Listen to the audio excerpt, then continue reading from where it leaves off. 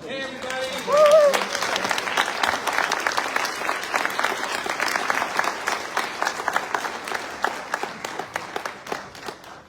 Good evening, everybody. Thanks so much for coming. We really appreciate everybody coming here tonight. We've got so much going on in our country, as you all know. And I want to start with a Pledge of Allegiance. I'm going to bring my friends over here. Eddie Ullman, bring your team on up here. Let's give our veterans a round of applause.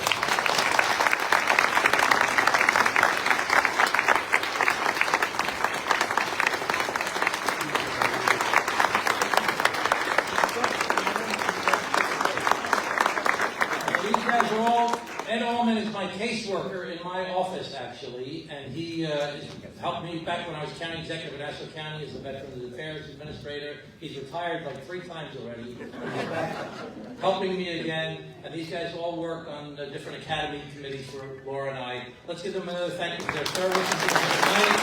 I want to do it from the Pledge of Allegiance, guys. Present arms. I pledge allegiance to the flag of the United States of America and to the republic for which it stands, one nation, under God, indivisible, with liberty and justice for all. 2.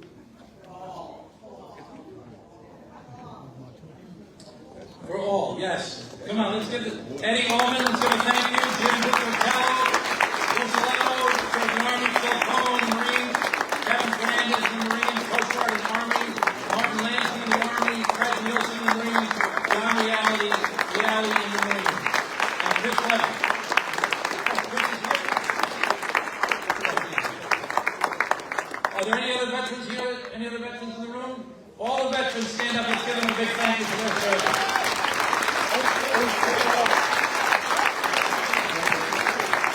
Let's remember what our veterans fought for and sacrificed so much for our country. It's really, they fought for democracy and for freedom. And what is that? It's politics. Constitution. It's politics. It's people battling for trying to make things better for our country, and we can't forget that. Now, Martin O'Malley, who's the former governor of Maryland and the former Social Security Administrator, will be here in just a few moments. He's on his way in an Uber, actually. We offered to pick him up. He said, I'll take an Uber. Now he's late. So,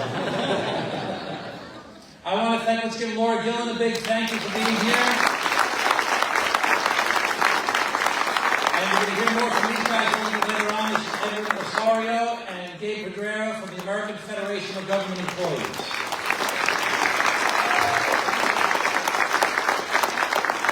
Okay, so there's a lot going on. I'm going to speak for a few minutes, then I'm going to have Laura come up and make a presentation, then I'm going to come back, then I think Edwin's going to speak, then I'm going to speak for a little bit, do a little bit of a presentation, I'll introduce Gabe briefly, and then we'll turn it over to Martin O'Malley. So there's so many things going on, okay? I'm from a district that, and this is really a governmental event, okay? It's not a political event. This is sponsored by our Congressional offices. So this is a governmental event. So I'm from a district where Donald Trump actually won by 19,000 votes. So for me to win by 11,000 votes, not everybody votes for president. Not everybody votes for president, votes for Congress. A little bit of a drop off. But for me to win, at least 20,000 people voted for Donald Trump, also voted for me. So I've got a lot of different voices in my head, okay? I've got some voices over here saying, this is it, this is the end of democracy. This is awful, this is falling apart. We've got to stop what's going on, it's terrible. It's really such a serious moment in our history. We must do something to stop what's going on. I've got other people in my, a lot of you like that, right? I've got other people who are in my district who are saying, well, we need to shake things up, and we need to do things that are dramatic, and we need to do things differently, and we need to change some of the things that are going on. And we've got a lot of people who are kind of like, well, they're busy with their jobs and their families, and like what's happening, and why can't people work together, and there's some bad stuff, and they're not really in tune. You are special people that you're taking the time out of your lives, from your families and from your jobs, and you're coming out to a town hall on a, I don't even know what today is, it's Tuesday? On a Monday night. So you're special people. And let's hear it for Governor Martin O'Malley.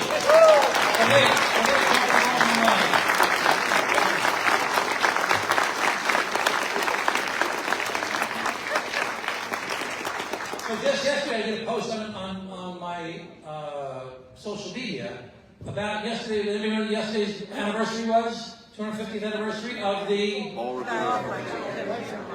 Lexington and Concord. Somebody said Paul Revere also was kind of right. He must have been reading a professor from Heather Cutzer's. Anyway, so it's the 250th anniversary, and the people that were involved in that were people who were busy with their jobs and busy with their families, and they decided to get involved in something pretty serious because they recognized they want to see something different. So we have to remember how important it is that people have that type of spirit, that they're responsible for our country. That's what our country is founded. It's not just based upon the elected officials or the former elected officials. That's why you're so important. So we're so grateful for all of you being here. So we have so many different things going on, and one of the strategies of the current administration is to flood the zone. Steve Bannon calls it musket velocity. They want to do 5, 10 things at a time. Boom, boom, boom, boom, boom, boom. Because the strategy is that the press especially, but also the public, can't focus on more than 1 or 2 things at a time. So you can't, it's just too much. And the media is so fractured in different ways. You have traditional media, you have social media, you have the podcast, long-form media, you have the national media, ethnic media, and it's fractured. And not everybody's getting the same information. And so it's very hard to communicate. I mean, Laura and I, we're doing 50 things every day. And people say, you're not doing enough. But there's so much going on, it's hard to communicate. So what we've decided to do is to try and dive in depth in certain topics so we can educate people. And then we need you to go out and talk to your friends and neighbors and spread the word. So we had a budget briefing. Who was at our budget briefing that we held? Okay, so we had a budget briefing, very detailed budget briefing. We had Mike Dowling from the North Shore University Hospital. We had people from AHRC, League of Conservation Voters, and from the Long Island Cares Food Bank. And we went in depth about these budget cuts and what they would actually mean. I held a telephone town hall, had like 9,000 people. I had an in-person town hall this past week. And now today we're doing a Social Security briefing because we need people to understand what the hell is really going on here. And a lot of people are freaking out. We'll talk more about the details of it. So we're trying to dig in on specific topics to try and educate people about what's happening in detail so that you can be armed with the facts to go out and talk to your friends and neighbors. Because the only way it's going to work is if you are the citizen patriots to go out and spread the word. I want to thank the mayor of Old Brookville who's here with us today. Let's give him a round of Brookville. I mean, which one is it? Brookville. We're in Brookville. And the mayor of Muttontown was here earlier. Is he still here? There's the mayor of Muttontown in the back row over there. Okay. Any other elected officials? Former town supervisor John Kamen here from the town of Hempstead. Any other elected officials here? Okay. With that, I want to introduce my very good friend who I've known for a long time. Is a fantastic public servant. She's a freshman in Congress. She's on the Transportation and Infrastructure Committee. She's on the Science and Space and Technology Committee. She was the former town supervisor of the largest town in America, the town of Hempstead.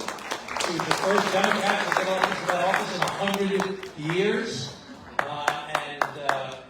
She's really a wonderful person to have in public service. The thing I always like to tell people, she doesn't like me to tell people, when she graduated from college, she volunteered for Mother Teresa. So it's pretty good. So let's give a big, warm welcome to Congresswoman Laura Gilman.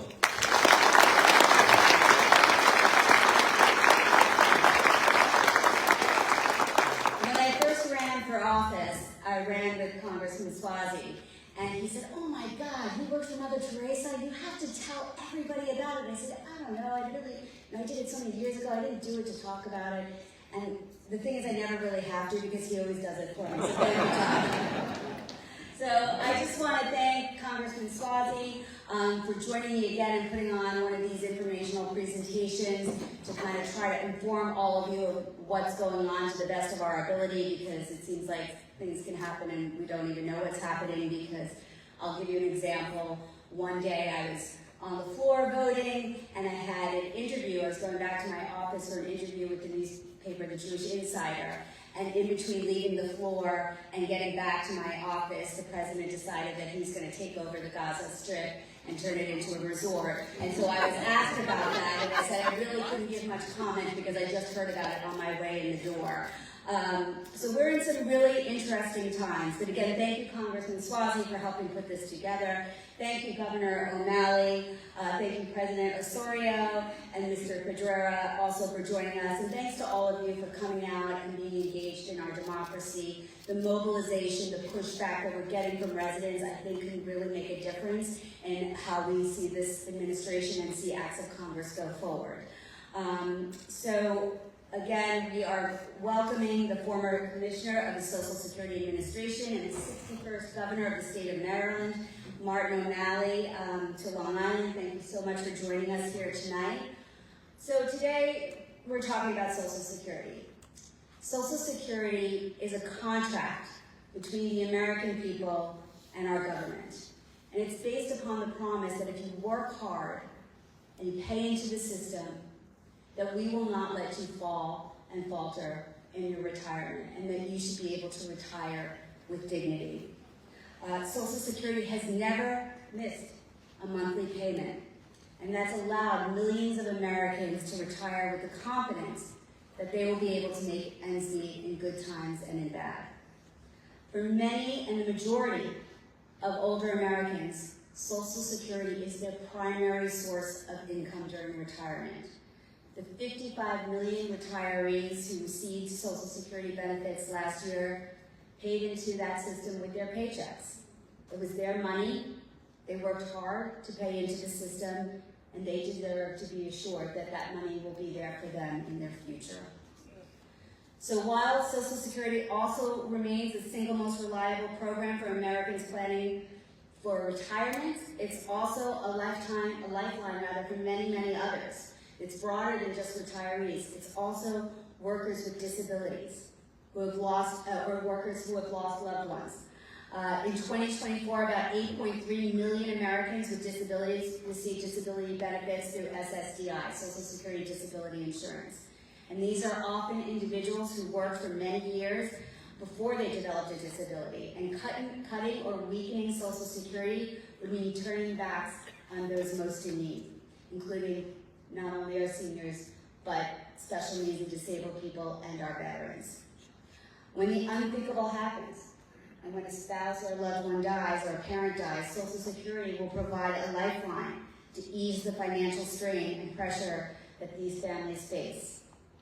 So now more than ever, with an aging population and 401ks being wiped out in a matter of days, we need to strengthen Social Security and not undermine it.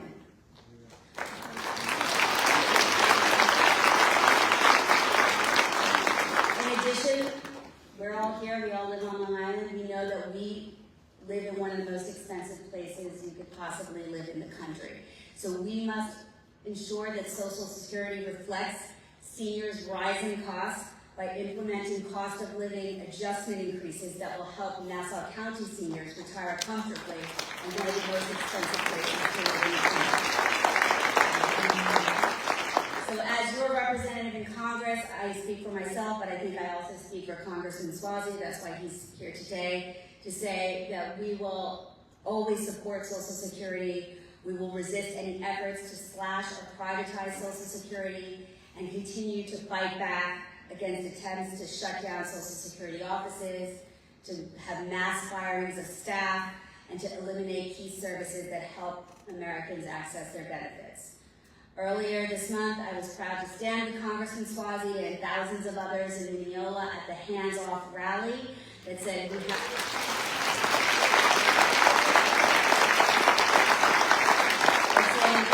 to keep their hands off our Social Security, our Medicare, and our Medicaid, and I will continue to stand strong and fight back against this or any other administration's attempts to abruptly eliminate Social Security phone services or force seniors to show up in person just to access their benefits. It is incredibly important, I think, today that we hear from Social Security employees and union representatives about what they're seeing inside the agency. Last week, I had the opportunity to meet with some federal employees in the AFG union, and I met Gabe Petrera, who's here today, who is the New York Legislative Director for the American Federation of Government Employees. And in our conversation, he told me about some of the things that are happening within the Social Security Administration, and I asked him if he would come, joined by President Osorio, to talk a little bit about what is happening inside those agencies so you can have a first-hand access to that information. And he told me some really disturbing things. He told me so many people are leaving in addition to people being fired. The wait times are going up exponentially. Many of you here probably have already experienced that. And he is very concerned that for the first time ever, checks may not come. So it's very important that we hear from that. President Osorio will share more about what other employees are seeing at the Social Security Administration and what's happening and how we can push back against these things. But now I'm going to turn the microphone back over to Congressman Suozzi to share some more details about his work on the House Ways and Means Committee, which oversees our country's tax policy and oversees Social Security. So thank you, everybody.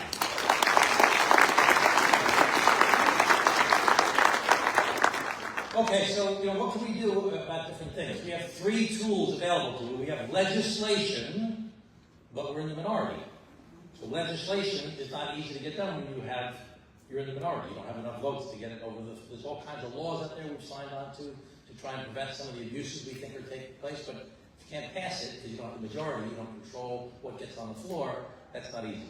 You have litigation. There are hundreds of lawsuits going on right now all over the country, a lot of lawsuits. I think we've been winning most of these lawsuits. The question is, and the thing we're all concerned about in the back of our heads, what if the administration doesn't follow the courts? That's when we all start freaking out for real.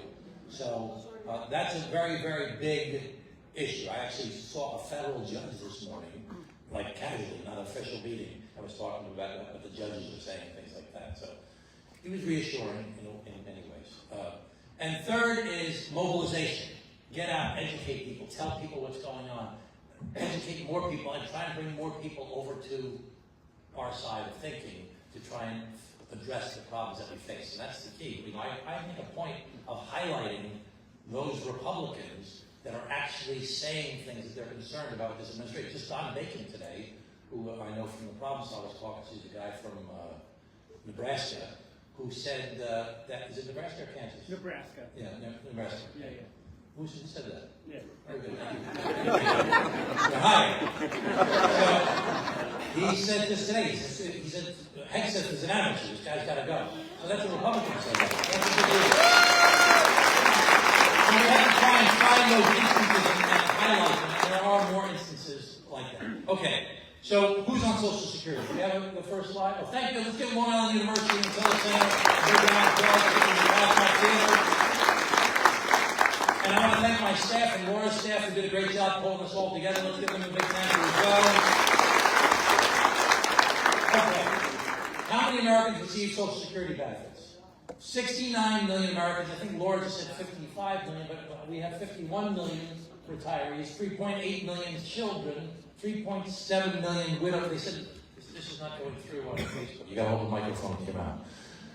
3.7 million widows, 2 million spouses, and 7.2 million disabled workers. Now, we don't want people to be terrified. Laura said before, people are concerned about not getting checks. We're concerned about checks being delayed. We hope that people will get their checks, but there's a lot of between here and there as far as the problems we're going to enumerate here today. So what are people saying to us? These are the different things that people call us up on a regular basis at our offices, people that responded to this meeting, told us their concern. Benefits will be delayed. That's the biggest concern that's borne out by some of the folks who work there. That's what the former commissioner is going to talk about as well. Benefits won't be there when I'm available to retire. We don't think that that's the case. And I don't want people to panic, or that I don't want to sow panic about this. That there are concerns that people have raised along that lines. I can't reach anyone at the Social Security Administration to resolve an issue. Wait times are skyrocketing, employees are being fired, and offices are closing. That's very real, okay? Wait times, you're going to hear about that a lot tonight. Wait times are getting way worse. Before it was difficult. It got better over the past couple of years, and then it started getting worse again this year. I think was it Karen that we met before? Karen, we helped her to sign up for Social Security, get her back checks recently. My staff did a great job on it. But it's hard. It's hard to deal with bureaucracy to begin with. And when you're decimating the staff, it makes it even more concerning. People are concerned that the administration is trying to dismantle or privatize Social Security. That idea is to take the money that we have and invest in the market, or give the money back to people and have them invested. Now, could you imagine if we put the Social Security Trust Fund in the market 3 months ago, and then we just saw people's holdings go down by like 25% over the past several months? It'd be pretty concerning. They're concerned that Social Security will be insolvent in the near future. And one of my big concerns that first got me really ramped up about this thing, DOGE is accessing people's personal information. That has got me off the rails. Because these are young computer hackers, gamers, looking to find their pot of gold, and they're going through everybody's personal information. Who knows what keystrokes they're leaving behind? Who knows what they're doing with this information? How have they been vetted? People have to go through, if you become a cabinet official, you have to get vetted by the Senate, you have to go through these hearings. If you do something with secure information in the federal government, you have to get background checks. We don't know what kind of checks these guys have been through. So we're really very concerned about the access to people's personal information. The courts have ruled you cannot have access to that information. They had a mistake the other day that someone got access to the personal information. So that's something we're all very concerned about. Okay, changes to Social Security under DOGE. Longer wait times, confusing changes in phone policy. Overpayment policy increased to 100% withholding. So sometimes Social Security makes a mistake and it overpays people. And then they say, you should have, you sent me the money, why are you doing it? But you should have known, you should have sent it back to us. So then the policy was changed, you only have to pay back 10% at a time. Now they put it back to you have to pay 100% all back at once. For people that rely only on Social Security, they don't have that kind of money to pay it all back at once. So we'll hear more about that in a few minutes. Office closures or consolidations, unsubstantiated claims of fraud, and the employee reduction, 12%. Let's go to the next slide. Okay. End of 2024, 57,000 employees. Marty will talk more about this in detail. Now 50,000 employees. Let's think about that. 7,000 employees could save as much as $992 million. Like, wow, that's great. We're going to save $992 million. That's wonderful. We need to save money. There's too much money spent in government. We're going to save $992 million.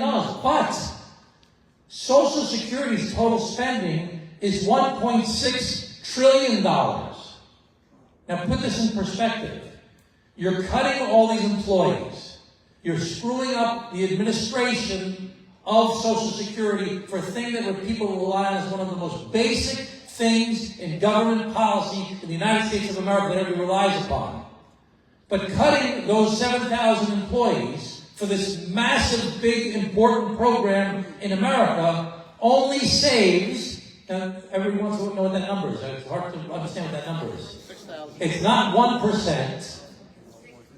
It's not, someone just said 6 cents. It's not 0.6%. It's not 0.5%. It's 0.06%. Why would you decimate this administration that has this massive responsibility for a basic requirement in people's lives when it doesn't even help to make the thing more solid in the process? It doesn't make any sense to me. Okay. I now want to bring Laura. I think, Laura, you're going to introduce Edwin. Is that okay? Okay, Laura's going to bring up Edwin. Then I'll bring up Dave. And then we're going to hear from Martin O'Malley. We're going to be brief to get to Martin.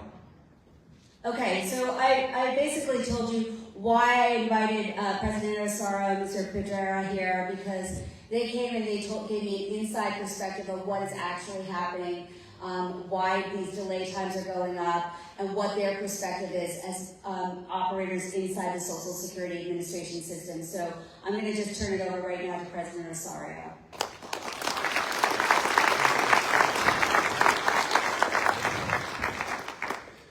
Hello, everyone. Thank you. Before I begin, I just want to thank Congresswoman Gillen and Congressman Swazi for being champions of Social Security. Their support is immense. Thank you. And Commissioner Governor O'Malley, what we did in 1 year, Social Security, what he did was he brought compassion to Social Security. He made it very human. He realized that it didn't matter if you are a recipient of $2,500 or a recipient of $300, you matter.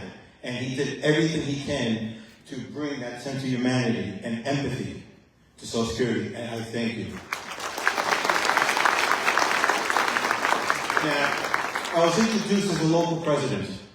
However, I take more pride in being a civil servant. Being a civil servant, serving each and every one of you.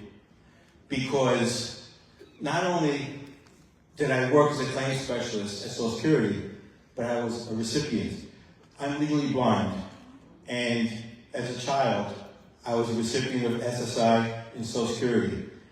And I remember what it was like waiting for that $488 check. It wasn't easy, and I had to make it stretch the entire month. So I understand the importance of what Social Security has done and what it means to Americans. You know, prior to Social Security, by some estimates, 3/4 of all people who were eligible for retirement lived in poverty. And by most estimates today, that's roughly about 10%. So we've done a lot. There's more to do, but we've done a lot. Except we're going in the wrong direction. We are going in the wrong direction. Employees that I represent, they work hard, they're civil servants, they have equally unique stories of what brought them to Social Security. But what gets them through the day is the nobility of the work that we do. The nobility of serving each and one of you. Your aunts, your uncles, your mothers, your fathers, your grandfathers. We take special pride in that.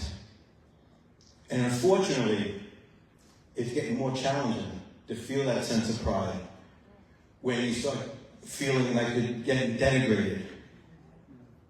When instead of having pride, you feel a sense of alienation from the work that you do. We need to stop that. And there are no better champions to protect the egalitarian principles that Social Security is built on than over here with Congresswoman Gillen, Congressman Swazi, and the best commissioner that Social Security's ever had, Martin O'Malley. And I thank you, and I turn it over to Congressman Swazi. Great job, buddy. Let's give him another thank you for being here today. And we'll bring up Gabe Pedrero. Gabe is the Legislative Director for the American Federation of Government Employees and Overseas Social Security for New York, New England, and New Jersey. Let's give Gabe a round of applause.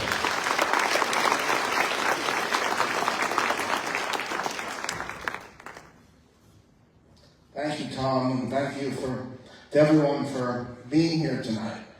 Now, I promised Tom I wouldn't make this political. So I won't make it too political, but I am just going to say one thing real quick. You know, before this program started, they had some music playing, and they had the Bob Dylan song on, like a Rolling Stone. And there's one line that sticks out to me when he says, "Ain't it hard when you discover that he really wasn't where it's at, after he took from you everything he could steal." Ladies and gentlemen, do not let anyone in government, regardless of what party they are, take your Social Security from you. That is yours. That is yours. That is not an entitlement. It is not charity. It's not a handout. You earned it. You earned it, and don't let anyone in either party tell you otherwise. So, as I said, I work for the American Federation of Government Employees. Edwin is one of our members. I work with Laura, I work with Tom.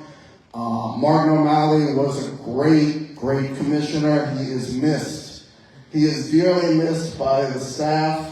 You know, I used to work in Baltimore, and I think we owe him like a box of Fable's crab cakes every month. You know, for all his, that's an inside Baltimore joke. Like I said, he was great. He was great. And he really got the wait times down for when you called. You didn't have to wait hours to get a representative on the phone. Now we've gone backwards, as Edwin was saying. We're at the point where they're talking about closing a lot of the smaller Social Security offices. I've been to protest rallies in White Plains, and even here, I know this is Long Island, but White Plains isn't that far. And they were talking about closing that office. They were talking about closing some small offices in upstate New York. And this is the kind of a thing where if you don't drive, you're elderly, how are you going to get there? You know, how are you going to drive hours and hours to get your Social Security check if you want to have to meet with someone? So it just creates an additional burden for all of you, and we have to stop that. We can't let that go forward. Right now, a lot of workers at SSA are there because they believe in the cause. They believe in the cause. Morale is down. I'll be very honest with you, morale is down. A lot of people are thinking of quitting, but they stay because they really genuinely believe in the mission. And I think I want all of you to know that, you know, government workers are not millionaires. They're not lazy, they're not entitled. They work every day for enough to get by and barely make ends meet a lot of the time, and it's challenging. So I said, they're there for you. They're there for you, and they're staying there. And I really admire my members for doing that, because at this point, they're making it that they want people to quit. You know, there are people in the government today who have said we want to traumatize the federal workforce. We want to make it a traumatic experience for them to go to work every day. It's like you want to go to work and feel like you've been assaulted. What does that mean? What does that mean, a traumatic experience? So, as I said, we got to fight back against that, and I don't want to talk too long. But as I said, I just want to say thank you to everyone for being here. Thank you to Tom Swazi, thank you to Laura Gillen, Martin O'Malley, and everyone that was just up here tonight. So, all of you, as I said, you know, keep fighting. Keep fighting.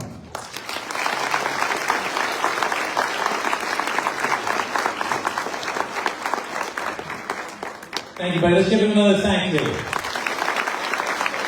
Okay, Edwin mentioned that Marty O'Malley is a very compassionate person, and he is. He's a true public servant. He's been in public service for most of his adult life because he wants to help people and make the world a better place to live in. And now he's out here telling people throughout the country what's really going on with Social Security. And it's not his job. He's just doing it because he cares. And you talk about compassion, but I've always found Martin O'Malley to not only be compassionate, but competent. He's a very competent person. And, you know, we're lacking competence for some basic government jobs these days. I mean, it's obvious. I mean, it's just, you think about running into these places where they, you know, we all want to get rid of waste, fraud, and abuse. Government is bureaucratic. There's a lot of things that are not run the way we would like them to be. Laura, as town of Hempstead supervisor, me as county executive of Nassau County, I reduced the workforce from 8,500 to 7,000 people. But I didn't do it by firing people willy-nilly. I did it through attrition. With the highest wage employees when they retired, we didn't rehire people back. And we gave early retirement packages to people when they left. And we saved money from the highest wage employees, not by firing the lowest wage provisional workers. And when we didn't bring them back, we fixed the services by using technology and by consolidating departments and changing procedures and processes to make things more efficient. And we did it over a course of 2 years instead of over a course of 60 days, spreading this trauma that we've heard about with government employment. We had a woman at our last hearing who, college graduate, working 3 jobs, got a job at the IRS. Well, finally, had security. She got married. She got pregnant. She got fired by the IRS. She's delivering her baby in a month. She doesn't like to have health insurance because she's eligible for COBRA. I mean, just think of the trauma in people's lives that's being inflicted. And it's not even effective. When you fire people who are responsible for overseeing the nuclear stockpile, and then say, oh, we should have done that, we got to fire them, bring them back, but we don't have their emails because they're not in the government emails anymore. They fire the people who are responsible for overseeing tracking of avian flu, the bird flu. Oh, we should have done that, we got to bring them back. They fire people who are overseeing the measles outbreak in Texas and in Arizona or New Mexico. I mean, this is not, those are just some of the big ones. This is going on every day in a very haphazard, reckless way. Okay, we're here to talk about Social Security. And we've got a compassionate, competent public servant who was the former mayor of the city of Baltimore, who did a fantastic job of helping to turn that place around when he was mayor. I remember when he served in that job for I don't know how many years it was. 9 years or so?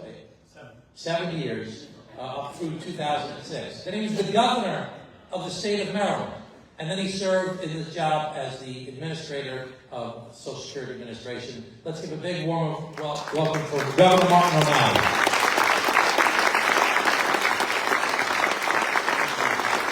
Thank you. How you doing, New York? Long Island? Nassau? When I say Social Security, you say hands off. No, vice versa. No. I say hands off, you say Social Security. Hands off! Social Security! Hands off! Social Security! Hands off! Social Security! Thank you, church, now that we've gathered. And we've gotten in the proper mindset. I want to thank Congresswoman Young for her outstanding leadership in our House of Representatives. Transportation Committee. Is that important to you all in New York? Yep. And also, Congressman Swazi is one of the true leaders on the House Ways and Means Committee. And the House Ways and Means Committee is the committee whose job it is to keep an eye on Social Security, to do all they can, even in a minority standpoint, to lift up what's happening there and to protect it. And that's what Tom Swazi does every single day. I've been to, Congressman, like 2 or 3 briefings with your House members, and that's what you do every day. I want to thank our leaders from AFGE, Evan, and your sidekick, who I haven't seen as much, but I didn't know you spent time in Baltimore. And I will take the Faileys crab cakes whenever you want to send them to me. Thank you both. These guys represent some of the most compassionate people in our federal government. When I wasn't, kind of driving the train at the headquarters in Baltimore, I was always out visiting field offices. I'd sit in the reception areas, and then I'd sit behind the glass and learn from those workers. And I tell you, if they are still there, it's because of their heart, and it's their compassion. And when I was at my best, I was just reflecting it. So also want to thank John Kingman for being here. John and I have known each other since boyhood, and yet he still came. So let me do a few things here. What I'd like to do before we get to Q&A, and you've been so very, very patient, and thank you for coming here. Martin Luther King once said, I know we're the choir, right? We're kind of preaching the choir, though I know some of you are here because you want to learn and hear about it, but some of you already know. But Dr. King said it's important to preach to the choir, otherwise they stop singing. So we need all of you to sing. Congressman Swazi says it's the anniversary of Paul Revere's famous ride. I've done so many town halls, I feel a little bit like Paul Revere sometimes. Although I'm not screaming the British are coming, I'm shouting that there's a pre-apartheid South African coming and he wants to take your Social Security.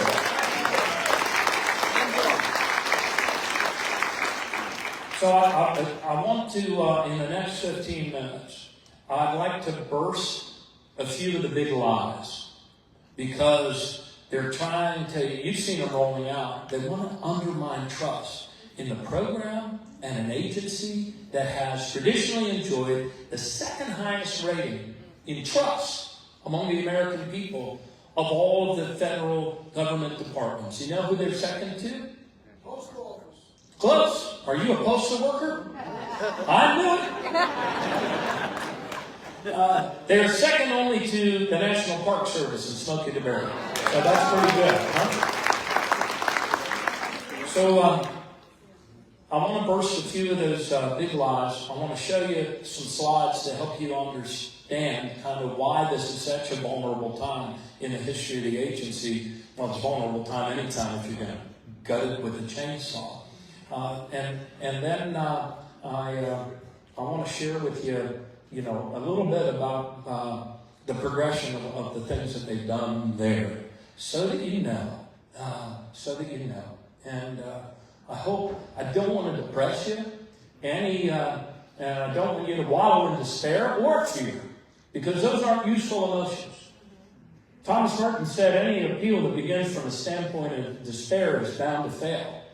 We have seen these guys, thanks to Congresswoman Yellen and Congressman Suozzi, when they point out that they're doing something that's really bad for the people, and the people get it, it's as if these kids at Doge burn their hand on the stove and pull it back. So sometimes they pull it back, and I hope we are not out of time to pull this back.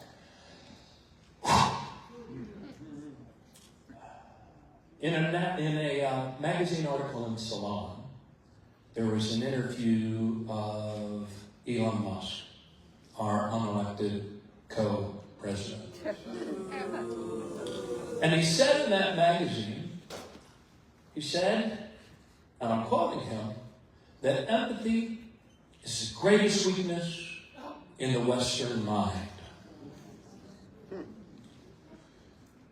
You and I think differently. You and I are part of a living, breathing, self-creating mystery called the United States of America. And the heart of that mystery is actually a very real thing. It's a very personal thing.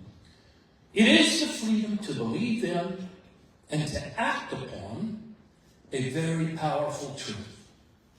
The truth that we are all in this together. We need each other, and we have to help each other if we are going to succeed.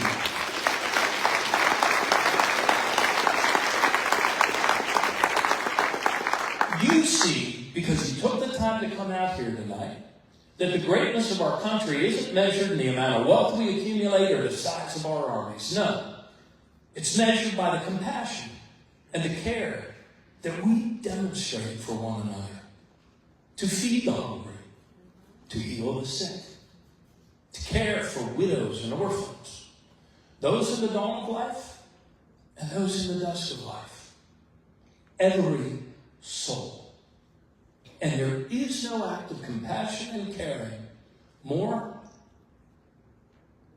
powerful, impactful, far-reaching act of caring and compassion that any people have ever put into law for one another than Social Security. It is a lifeline, and many of the speakers have already talked about how important it is. You know how important it is.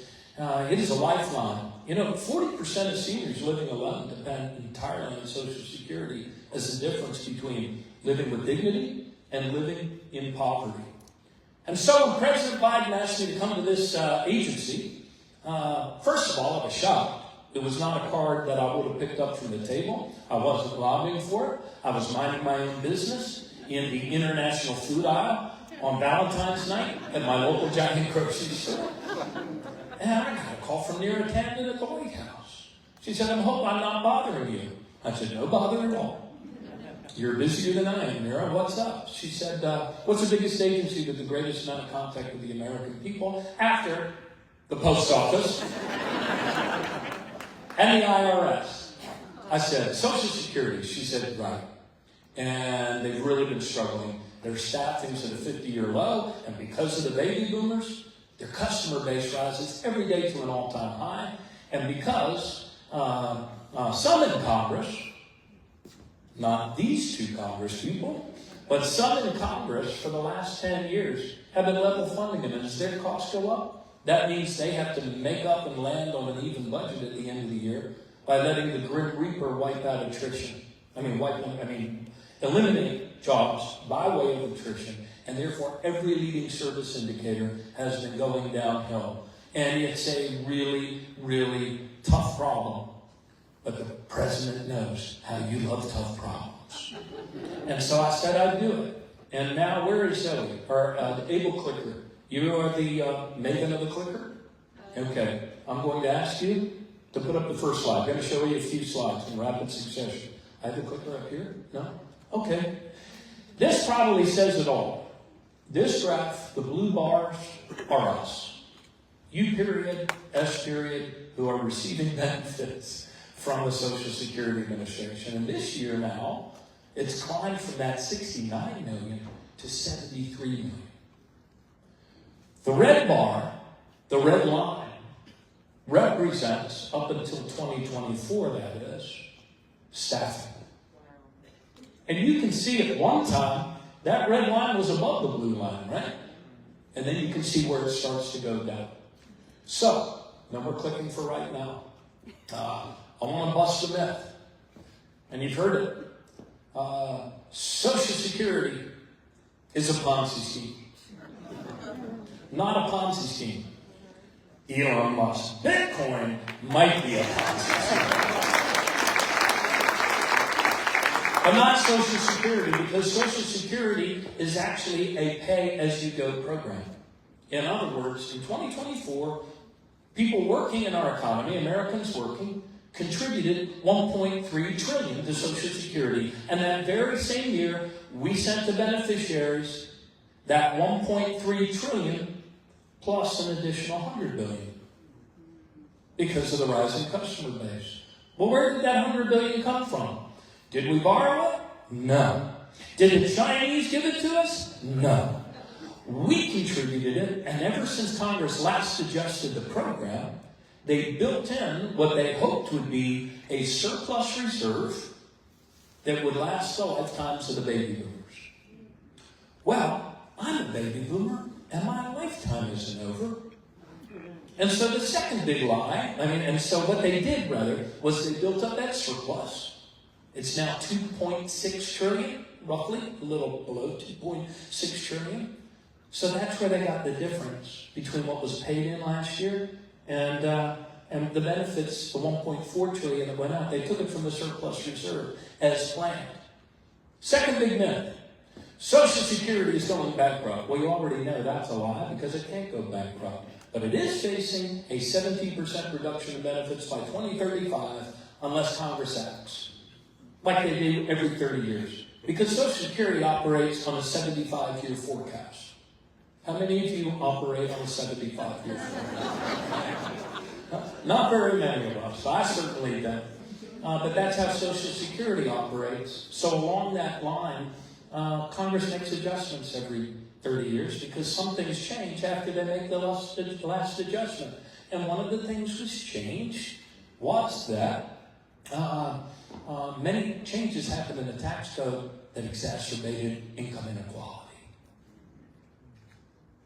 And in Social Security, you only pay up to the first $170,000 that you make, which means somebody working at McDonald's or driving a bus pays all year, and somebody like Elon Musk pays about 2 seconds after the ball drops at Times Square.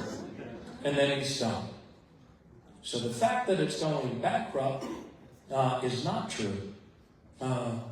If you had a business, let me put it this way. If you had a business and your accountant or your sister that does your accounting told you that by 2035 you're going to suffer a 17% reduction, would you run out immediately and plaster a poster that says, out of business, going bankrupt in 2035? No, you wouldn't. But this is a solvable problem, and one of the ways to solve that problem is ask higher earners once people make $500,000 or $400,000 to start paying them again.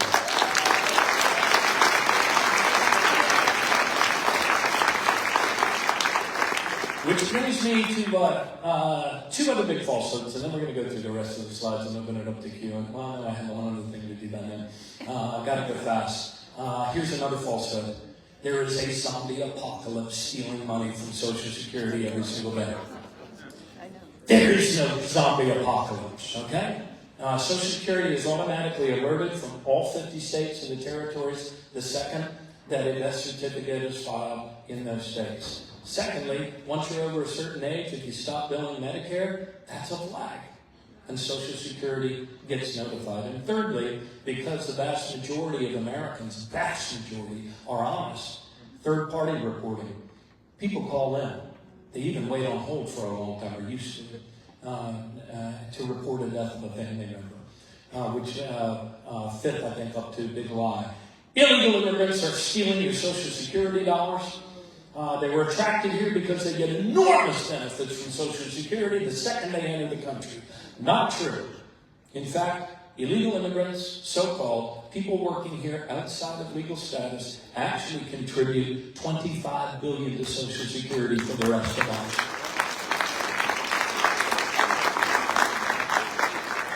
And then the sixth big lie, Social Security is wasteful and inefficient.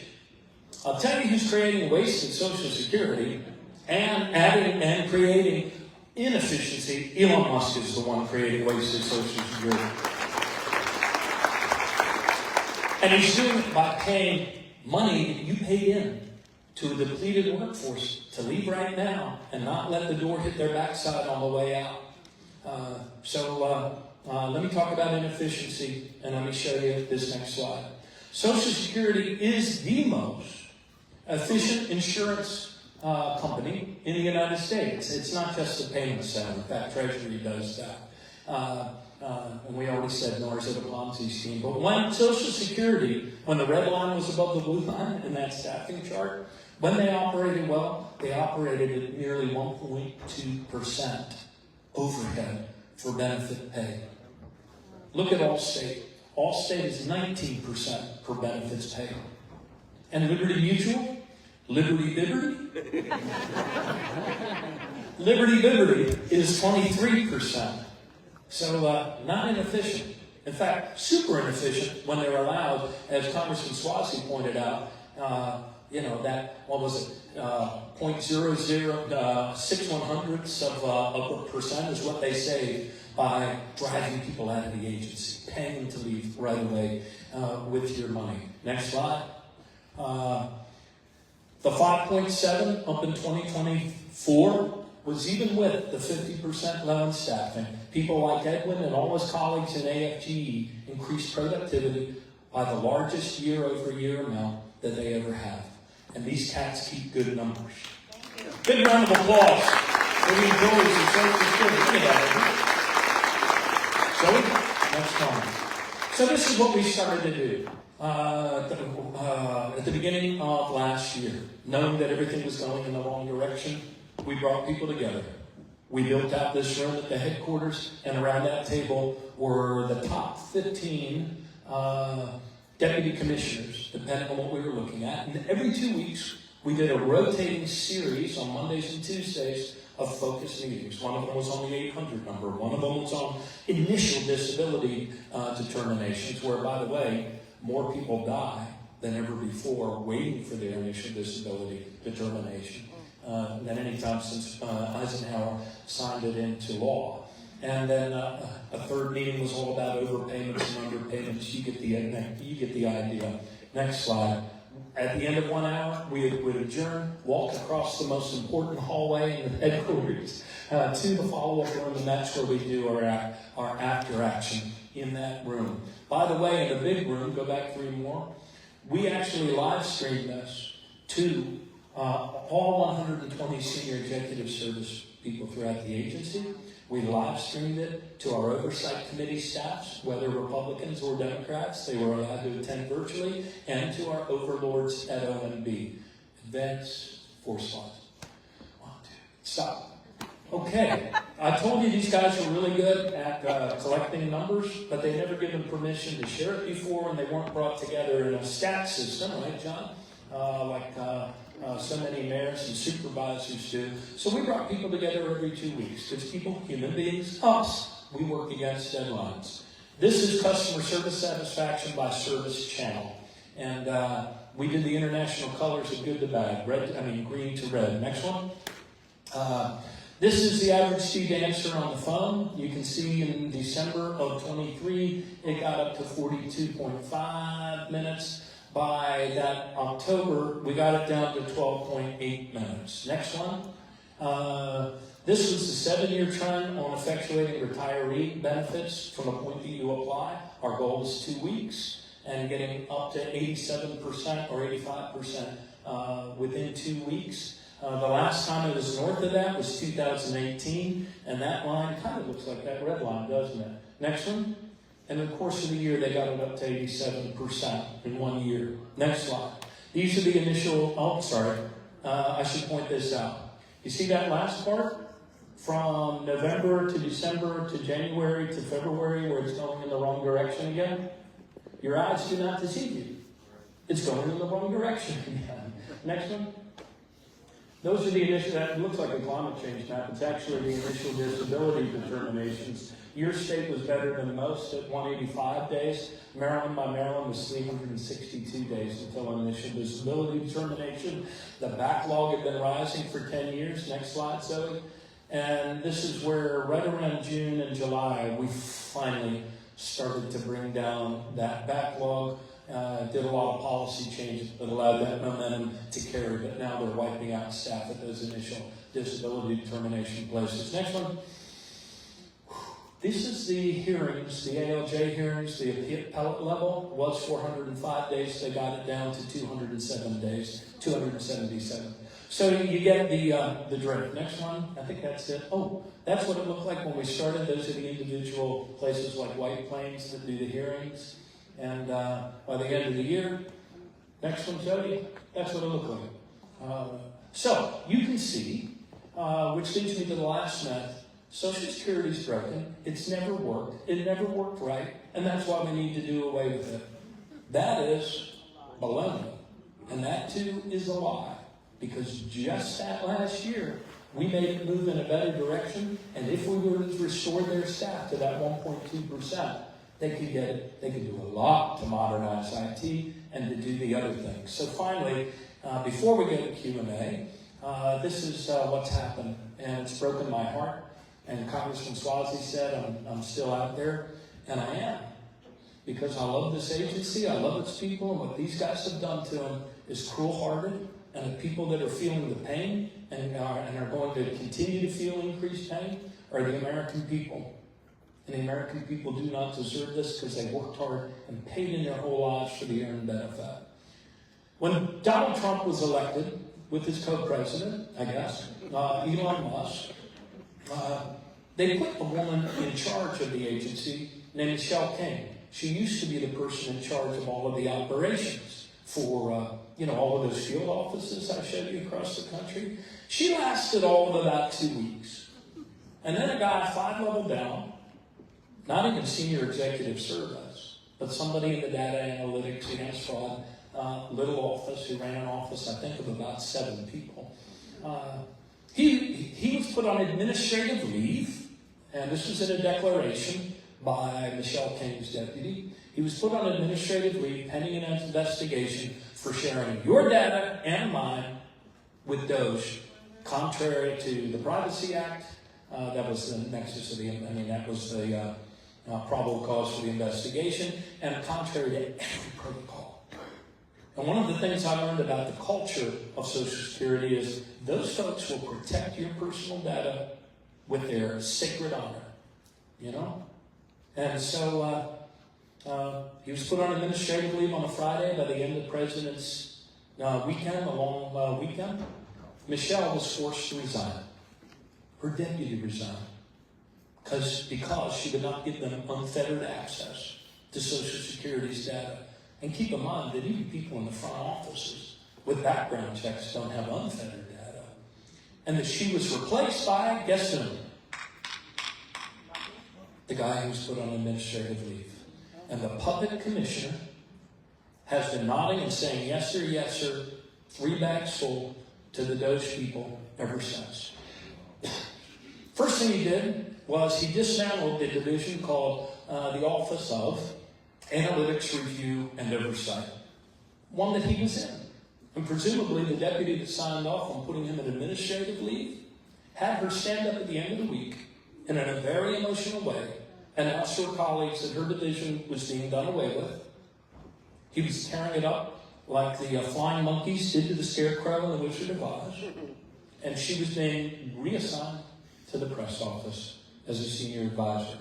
The next week, he brought in one of the A players, the head of the Office of Customer Service Transformation.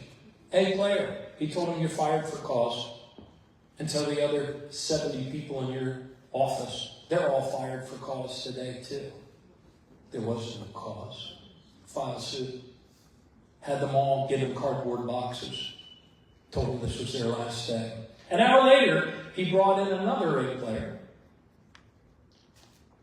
Her division was called the Office of Civil Rights and Equal Opportunity. You know where this is going. You're fired for cause. Tell your people to get their cardboard boxes. And with this spectacle created in the parking lot of your Social Security Administration of the United States with people crying on each other's shoulders, and not until then, the next day they announced joyous news. In this depleted agency, everybody will be paid some cash, depending on your grade level, if you leave right now. The people that were eligible for retirement, pay them for the entire rest of the year, not to work anymore. And then what did you start seeing then? Then you started seeing wait times on everything start to go the wrong way again. Some of them skyrocketing.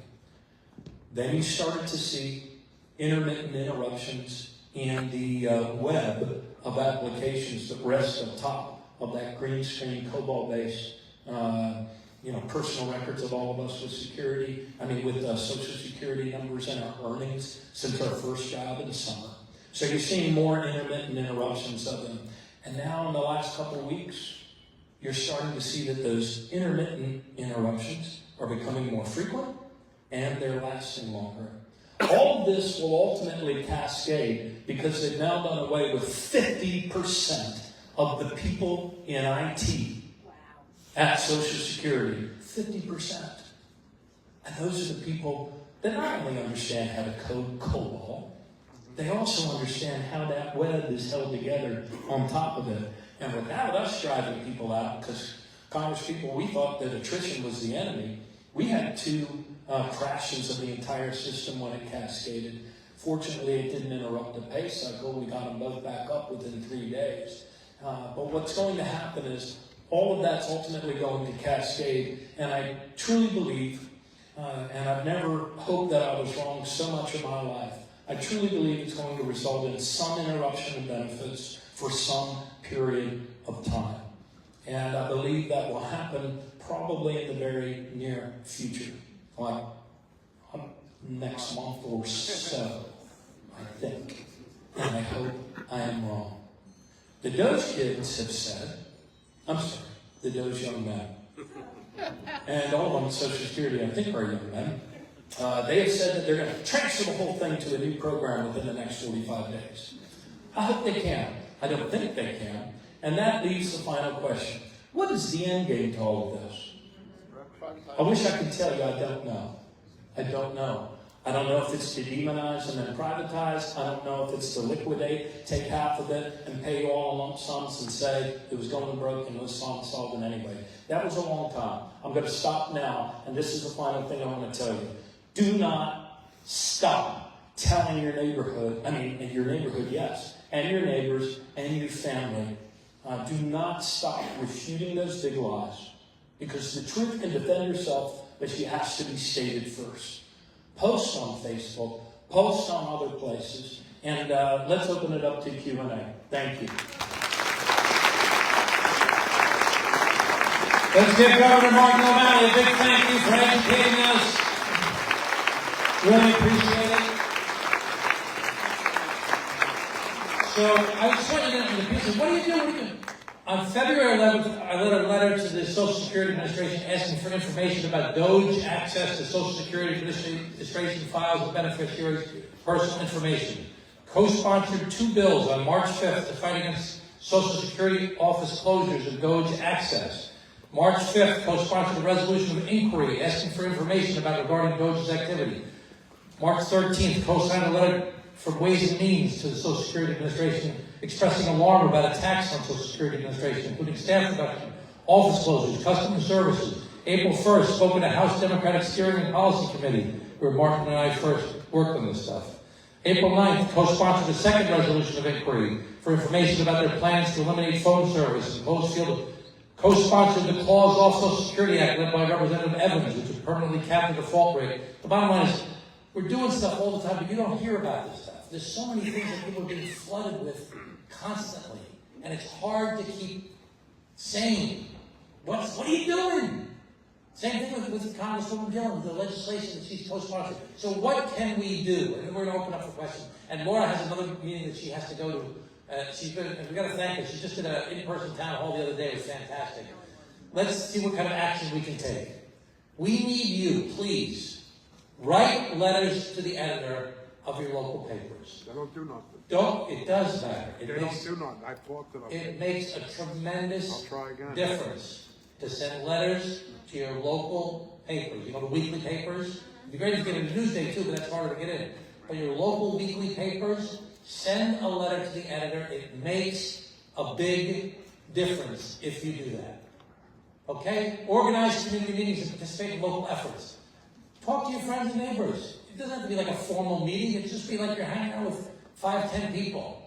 And try and find people that maybe don't think the way you think. And don't attack them and say, how could you do that? Say, why did you do that? Why do you support this effort?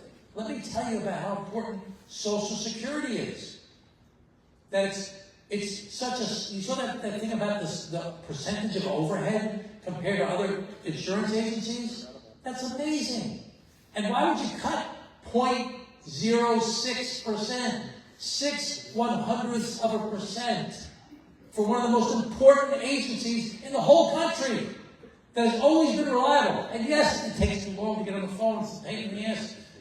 We understand that. And we want things to be more efficient. We have competent people making it more efficient. And then they're blowing the whole thing up. Why would you cut 7,000 employees to save 0.06%, 0.06% from one of the most important agencies? Contact local and national officials. You're contacting us, trust me. We're getting a lot of contact. But keep on talking to people about the issues that you're concerned about. And if you know anybody, and it's not just Nassau County, is anybody from Suffolk here? Raise your hand from Suffolk. Anybody from Queens here? Okay, let's give the Queens a... Is anybody from not Nassau, Suffolk, or Queens? Anybody not from... What are you doing here? Okay. Write and call off. Stay informed. Sign up for elected... This is please. Sign up for my and Laura's newsletters that we send out. Look at our social media pages where we post so much stuff every single day about what we're up to. And you'll see how much activity is going on. Please do that for as many elected officials as you can without driving yourself crazy. Okay. I think that's the last one, right? Okay, casework. If you have a complaint, a specific complaint or a concern, you need help navigating the bureaucracy of Social Security or any agency, you can contact our offices. Oh, sorry. Okay, if you're having these type of issues, you can contact us. But do we have a thing where we're showing who are people? Okay, this is how you get our offices. To contact us, if you need, take a picture of your phones. If you need to contact us to get help to resolve a veteran's issue, a visa, passport, immigration, Social Security, post office, IRS, contact, these are the people that work on this stuff in our office. They do a fantastic job. Okay. Let's open it. Laura, let's give Laura Gillen a big thank you for her great work.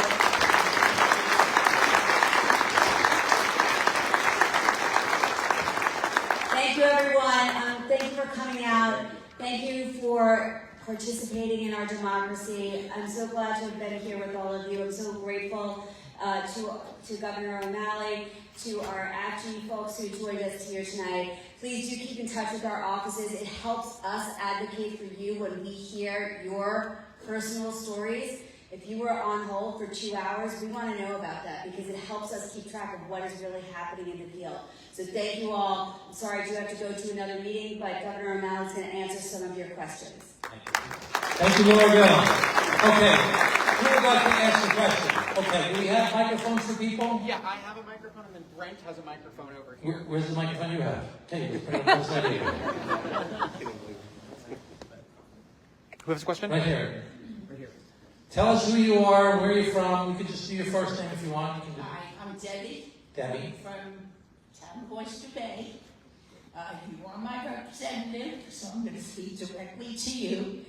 But I know there's a lot of different situations going on. I don't totally understand how some of this is getting done or not being taken care of, such as Elon Musk. How he's able to do what he's doing and nobody can get rid of him. He's never been vetted. He's never been elected, and still he's doing the harm that he's doing. One. Second thing was actually how I look at Social Security, because that's my lifeline, is if my money was in the bank and thieves came in and stole my money, that would be a crime. Isn't my money in a bank, so to speak? Yes. And so when they take my You're money, entitled to that money. isn't it a crime that maybe we could put a couple of them in jail?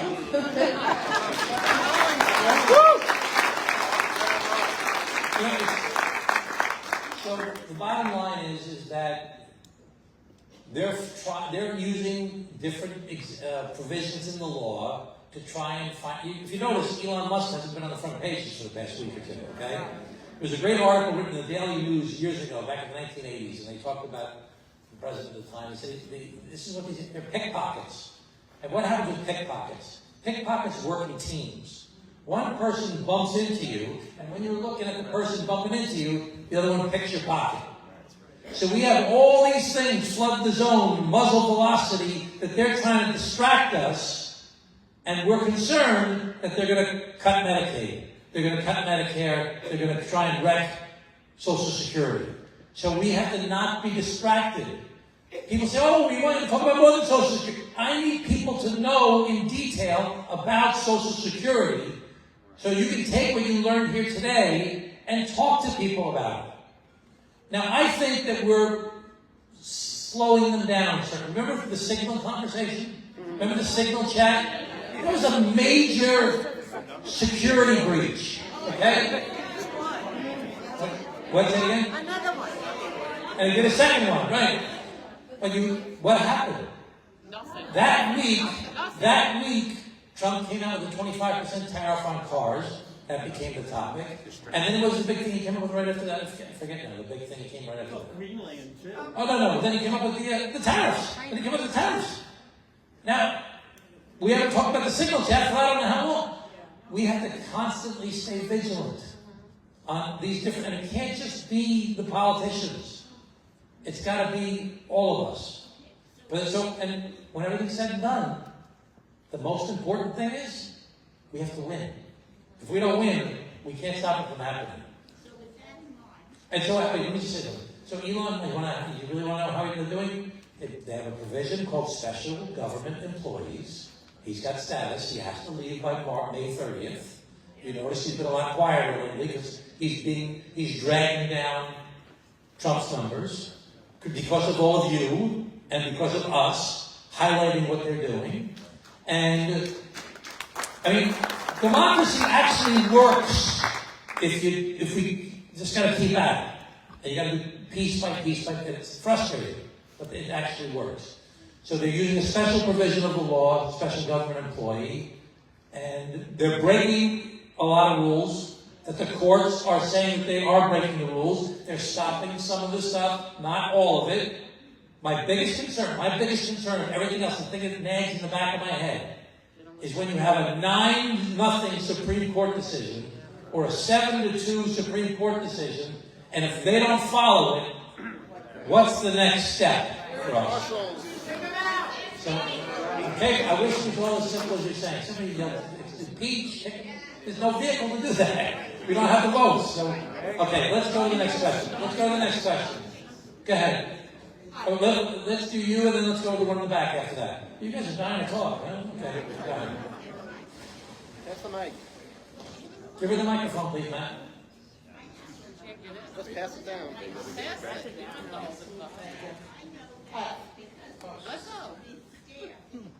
Okay.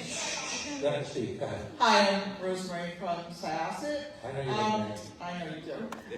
As a member of the Ways and Means Committee, I mean, it seems like it's such an easy fix. Social Security, it could be salvaged if they just raise the cap. What's the inside scoop there? I heard Elizabeth Warren during one of The inside scoop on the legislation is getting John Larson, who's from Connecticut, who's the chair of the Social Security, he's the Democratic lead of the Social Security Committee. He has a bill that almost every Democrat has signed on to, which would collect Social Security taxes from employers and employees if you make over $400,000 a year. And what happens is that $170,000 that the governor mentioned earlier, that goes up a little bit each year, and over a period of years, it fills in, so that you collect the taxes on all of it. That bill that he's proposed would make Social Security solvent for forever. Right now it's solvent until 2035, would make it solvent forever. There's other bills that some Republicans have as well for different things that are not as real, but we don't have the votes. But what's the hard part about getting some of your Republican colleagues on board? Because they have signed pledges with guys like Grover Norcrest for years, which is that they will not increase any taxes whatsoever for anything. So right now, for example, this is off topic, but the reconciliation, the budget they're talking about. I'm going to back up. Do you guys know what I'm talking about when I talk about the CR, the continuing resolution? Okay. When they passed the continuing resolution recently for a full year, which never happens that it's a full year. I voted for lots of continuing resolutions for a few months. They never did it for a full year. It included an increase of the deficit of the federal government by about $1.6 trillion for 2025. So here they're all, we gotta cut. They just adopted a continuing resolution without any cuts, and it included a $1.6 trillion increase in the federal deficit. Now, they want to do the reconciliation. If you guys know what I'm talking about with that? Okay? With that, they're saying they're going to fight between the House and Senate Republicans. They want to cut $1.5 trillion. We're very concerned that one of the biggest cuts will be in Medicaid for $800 trillion or some piece of that. They want to cut by $1.5 trillion. The right-wing Freedom Caucus people say, we want more than $1.5 trillion. The moderate Republicans are saying, we don't want you to cut Medicaid. If you cut Medicaid, I'm going to lose my seat. My people will not go for that. I don't think we can even do $1.5 trillion. And if you look at what they said, those are going to cut $1 trillion. Now they're down to $150 billion. So they're not, it's not real. So they're saying they're going to cut $1.5 trillion. But they also want to reduce the revenues by cutting taxes for the wealthiest Americans by $4.5 trillion. That $1.5 trillion cut, if they could do it, which they're not going to be able to do it, and a $4.5 trillion reduction in revenues by giving a tax decrease for the wealthiest Americans, means you're going to increase on top of the $1.5 trillion, you're going to increase by another $3 trillion. So I don't know if I'm boring you with the numbers, but it's BS, quite frankly. Because you can't say that I want to do something about deficits, I want to solve the problem. I've been in government for a while. I'm trained as a CPA. You got two choices. You can either increase revenues or decrease expenses. That's it. Those are your only choices. And they're not proposing anything that's real as far as how to address the financial crisis. And when they cut money, they say, oh, we're going to cut so much money from Social Security. That doesn't affect the regular budget, and it's wrecking one of the most important agencies. So I'm sorry to keep on. No, this is good. Okay, somebody in the back over there. Get this woman over here. Let her answer the question. Okay, let's give one. This next one's for Marty. Tom. Congressman Swazi. Tommy baby. Swaz. Okay, just go ahead. Yeah. My question is that Governor O'Malley had listed all the myths. I'd like to know where I can get that. I'm very active. I'm in all the rallies and you know, Where can you get what? the myths on Social Security. Do you have a document with that? Can you make one up?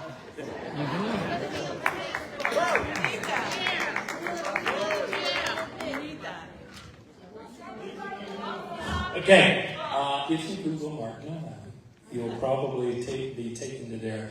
There's also a great, there's a woman named Nancy Altman who actually serves as your Social Security has an advisory commission that's approved by the Senate. And Nancy Altman wrote a great book called Social Security Works. And she taught me so much. But so if you Google the site Social Security Works, or you Google Martin O'Malley, it'll probably take you to a site that can tell you those answers. And my staff will get his myths. Yeah, that's fair, right? Perfect. If you sign up, we'll send you free of charge tonight. Okay, I want to get to a different part of the room. So, could we get? Is there somebody over here? Okay, you got to move around the room with the microphones. We only have the one microphone. One of them was broken, I think. Okay, this woman right here. You go ahead. Okay. This woman right here in the second row. Okay, and then we'll get this guy over here after that.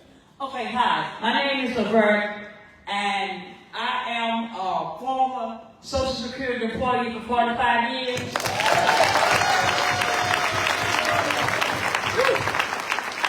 Okay, my problem is I am entitled to benefits under the Social Security Fairness Act, which just passed. Yes, that's a big deal. Anybody else benefit from the Social Security Fairness Act? It's a big deal for a lot of people that weren't getting their money for years because they were federal employees. Now they get it. Go ahead. Okay, I Biggest received. expansion.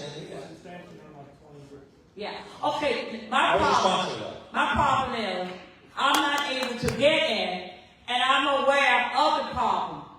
The problem is I was on as a wife. I received benefit when my husband was alive. Yeah. I received benefit. I was still working. I didn't have the government all set because I was working. That's a little piece in the law that a wife can do as long as she is not collecting a civil service pension. And he passed, so his windfall died with him. So they didn't know how to do it, so they had to do it manually.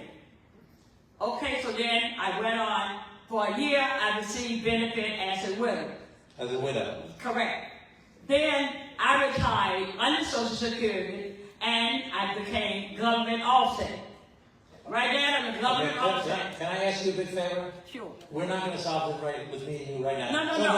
I have Ian Kaplan on my staff. Who can I contact to help me out? You're going to meet him tonight. He's out in the front. Anybody who has an individual issue with Social Security or any casework thing, we have staff people here tonight from my office and Laura Jones' office. Ian Kaplan is the guy who will work on your case. He's right outside right now, so you can get him. Cindy, you make sure that, what's your first name? Levert. Levert, okay? Help Levert, please. Okay. I just want to add something very quickly. Your problem, and you know this because you're a Social Security employee, this is why when you wipe out 7,000 to 10,000 people, including those in the processing centers, as you know, where they deal with the complicated cases, this is not like a McDonald's drive-in.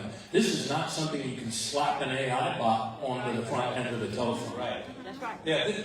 One thing that people don't realize, and one of the things I'm most concerned about Musk and those guys, is they really don't have a respect for what serious business this really is. This is very complicated stuff that requires professionalism and is there room to fix things? Yes. But you gotta have some respect for how serious and how important this stuff is. Okay, this gentleman over here. Thank you.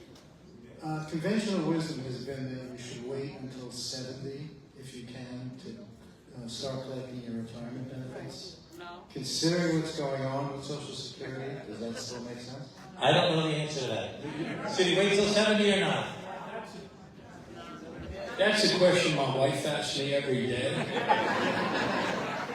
I don't know that any of us is any more protected by being active beneficiaries or not. I don't know. It depends on what they want to do second act. I'll tell you, I haven't applied. I could apply.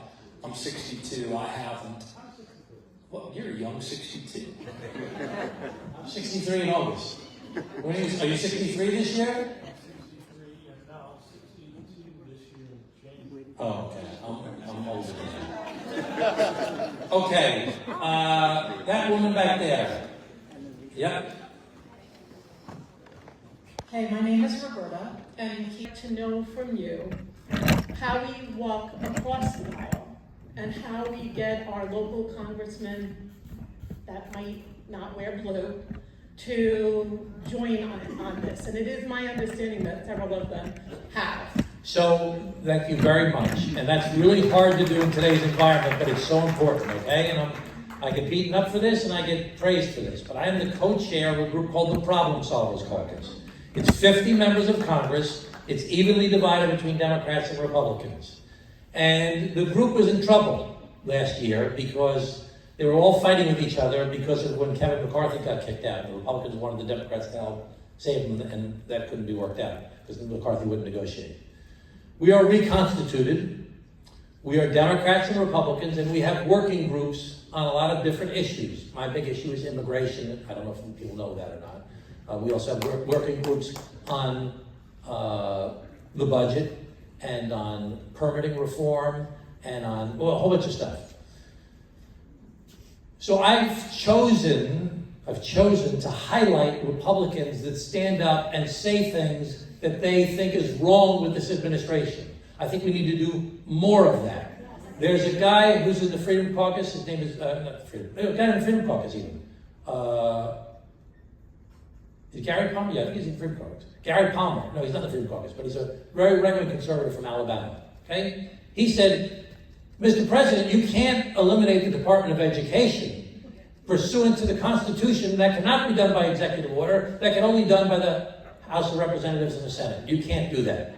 So we have to highlight that a guy like that said that when he's a right-wing conservative Republican from Alabama, and he's saying the president can't do that. There's a guy named Mario Diaz-Balart from Florida, who's on one of the chairs of one of the Appropriations Committee, who's come out and said, I am the chair of a subcommittee on appropriations, and I will zealously guard the power of the purse. The president is not permitted to eliminate different things in the budget, federal budget. Only the Congress can do that. There's another guy named Brian Fitzpatrick, who's the co-chair. He's a CPA and a lawyer, trained like I am, CPA and a lawyer. And he's a former FBI agent who oversaw federal corruption charges. And he's come out and said, the president is completely wrong on Ukraine. Putin is a dictator. Zelensky was democratically elected. And Russia invaded Ukraine, not the other way around. He actually just went to Ukraine. So there are Republicans that are standing up. Now, in Social Security, nobody has done that yet. They do a lot of stuff like, they say, we're going to protect Social Security. There are a lot of Republicans that have said, we will not let them cut Medicaid. Because they realize if that happens, they're going to get killed in their districts. A lot of these places where they're cutting federal employees are very red Republican districts. So many of us are angry and really disappointed in a lot of things that are happening. We're frustrated. How can this happen? Why can't we stop that from happening? But we have to find those people that we can get to cross over to our side. And when everything's said and done, we got to win. If you don't win, it doesn't matter. So okay, let's go to the next person. You got to get more O'Malley questions because he's not going to want to come back again. Here, I got to get someone on this side and someone in the back over here. Do you have somebody over here? This woman right here. Go ahead. I've been trying to get on your... Where are you from? Sandy from Great Neck. Oh, God. Sandy from Great Neck. I've been trying to get on your newsletter, and Congressman Gillian and the senator, what's his name? Schumer? Yeah. I don't care about him. But your newsletter and her newsletter, I want to get since that very first meeting at Hofstra. I've been trying to get, I've written. You got it. You should be on my newsletter right tonight. I don't get it. Is Brent here? Is Brent here? Okay, Brent is the guy who's in charge of getting the names for the newsletter. If there's some reason that you're not getting on my newsletter, then there's something wrong with my system. Okay. So we have 200,000 names right now in my newsletter. So we got to try and find out why you're not getting through. Okay, so we will. I got your email to come to the meeting, so you have my email. Could be going to spam. No, I checked my spam diligently. Okay, we got to figure this out because I want you to get my newsletter. Okay, I want to get it. I want you to get my newsletter. Okay, let this lady over here go. Go ahead, very fast question. I recognize you. Aren't there Republicans that won't get Social Security as well? Yes, that's why they're afraid to mess with this. But where are they? Where I don't understand. Well, there's probably Republicans in this room right now. Are there Republicans in this room? Raise your hand. I guess what I'm trying to say. How many people actually live in my district here? Raise your hand if you're from my district. Oh, how many people are from Laura's district? Raise your hand. Okay, good. Okay. How come? Yeah, they're upset too. I know this is so hard. I've been doing this for years. Okay, I was the mayor of Glen Cove for 8 years, county executive for 8 years, was in Congress for 6 years. I ran for governor, didn't turn out very well. Then I'm back again. So it works. The system works. Right now, it's in the worst period I've been, and any of us have been, in what government's doing right now, what Trump is doing. It's the worst period ever. If we keep the pressure on, and we educate people with the facts, and not just yelling and screaming at each other, but actually talk about this is what Social Security does, this is what these cuts would mean, this is how it would affect you, this is what they're doing with the reconciliation, this is how it would affect Medicaid, and we educate people about the facts, and then you go out and spread the word. We will win these fights. And it's frustrating because you want it to happen right now. That's all of society's like that now. We want it all to happen right away. But we have to just keep on going. He's got to keep on pushing and driving and going. So, okay, that woman in the back over there. Whoa, everybody's dying to ask questions here. What time is it? Okay. I want to say thank you. This was a very effective meeting. Thank you. Thank you, Governor O'Malley. Give Governor O'Malley another round of applause. And to me, the most important thing that happened is we got some facts that maybe, like in your world, they were easy to talk about. Right. You have them, but maybe not in my world. And so, you know, I've been. What's your first name? Mary. And where are you from? Garden City. Okay, that's what you're exactly what I want to see happen. We have got to educate people about what's happening. I've been to the last 2 rallies that have been going on in Long Island. I think they've been very effective. But one thing I'd say is a lot of the posters or the signs or our talking points, they need to be clearer. From tonight, I'm so looking forward to getting some of these slides. I would even host, like the idea of hosting something like I live in an apartment building. I would have my neighbors come. I know they don't vote like me, but on the topics to talk about the facts. So thank you. Extremely well done. Thank you, Mary. Anybody want to say what Mary said? Welcome to ask the next question. No. All right, go ahead. This guy in the back over here with the hat, baseball hat. Hi, I'm Alan from Huntington. I have a question about SSI for mental health. Is that being gutted? Oh, you give me the SSI question? SSI is so complicated. I was on, like, you know how they sometimes have point of views? I was on News Nation with the former budget guy, Mick Mulvaney, under President Bush. And his counterpoint to me was, oh, come on, Governor. They always say that Social Security is going to be cut, and the Republicans never do. Actually, that's not true. Congressman Swazi can tell you that last year, they made all of their members walk the plank and vote for a $500 million cut to Social Security, and it was purely partisan lines. But one of the things he said was, and in fact, SSI isn't really even part of Social Security. It isn't really Social Security. And he said it's welfare. So that gives you a sense of where they're coming from. And another thing about the staffing, and you can confirm this, Social Security, 40% of the work at Social Security is to administer SSI because it's so complex. They make people on Social Security stand on their heads, gargle peanut butter, spit nickels, and whistle the battle hymn of the Republic in order not to be pushed off from month to month by earning over the amount. So they want to gut all of it. They're on their way to doing it. And those 7,000 people that the congressman pointed out, I mean, a lot of them do SSI. Can I give just a little bit of hope? Tell us what the SSI stands for. Supplemental security income. So it was signed into law by a great liberal president named Richard Milhouse Nixon in 1971, 73? Yeah, he was still in for one more year. Okay. So that's what SSI is. So and some people can be dually eligible. It's just a federal welfare program. It helps keep, it was an additional program to make sure nobody lives in poverty, even if they didn't work long enough to earn, a decent benefit from Social Security. Let me give you a little hope on convincing Republicans. There was a resolution against Musk dismantling Social Security, and in the Senate, 2 Republicans voted with the Democrats. They're from big applause for the 2 Republicans that voted out for Democrats. Okay, because I remember their names because there were only 2 of them, and they happen to live in the state that has the hardest trouble getting access to Social Security offices. Where is it? Alaska. Yeah, somebody said South Africa. No, not South Africa, Alaska. Let me give you another bit of hope. There was an article in The Hill, which is a publication that follows the goings-on. Some of you are not, and you read The Hill. The headline was, "Behind closed doors, Senate Republicans want Elon Musk to shut up about Social Security." So I did a town hall in Oklahoma City. That's not represented by a Democrat. I'm going to be doing a town hall in Birmingham in a district that's also not represented by a Democrat. So you also shouldn't neglect calling the White House. They all look at the polling. They all see that they're taking on water with this one as Congressman Suozzi and his colleagues go at him on it.